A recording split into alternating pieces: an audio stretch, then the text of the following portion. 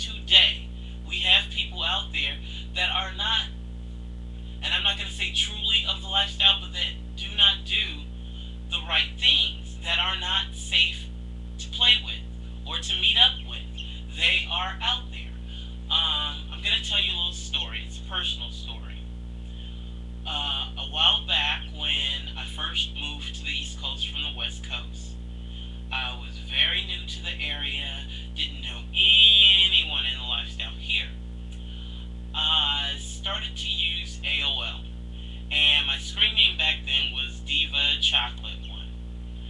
And at some point, I ran across this dominant.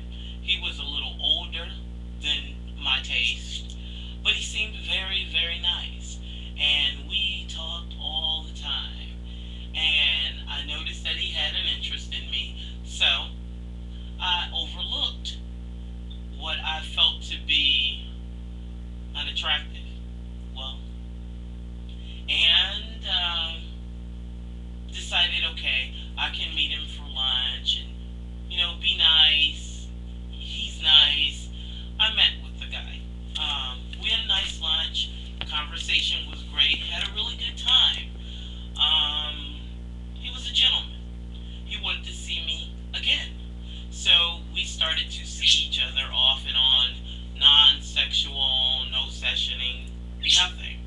And after a while, the, the I'm trying to put this in a really nice way. The issues that he had in regards to his age and his attractiveness, they kind of went out the window.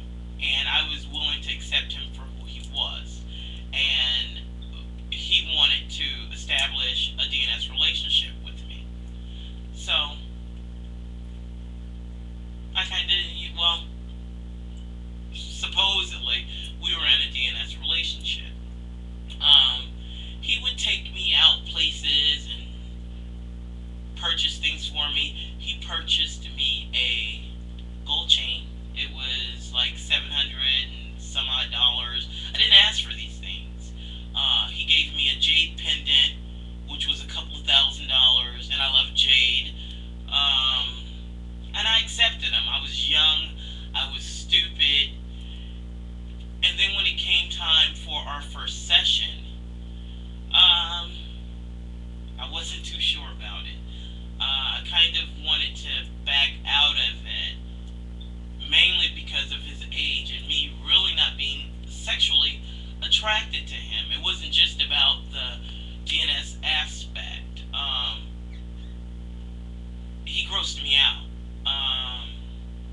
But anyway, he had another submissive, whom I thought, because I was foolish back then, that she was aware of me, that she was aware that I was now a submissive to him. I wasn't a slave at that time, that I was aware of. And after that session, I contacted her and, introduced myself. It wasn't, right after, but a little while later. And she said that she didn't know anything about me. So he lied to me when I asked, does she know about me? Did you tell her about me? And I asked him all these questions prior to the first session. And he told me, oh yeah, I did. And so I explained to her that I had been seeing it, and I was her sister.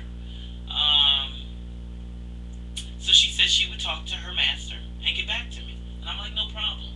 She never got back to me. What she did was badmouth me all over AOL, telling people that I was crazy, I was insane, I thought I had been with this man, and years have passed since then.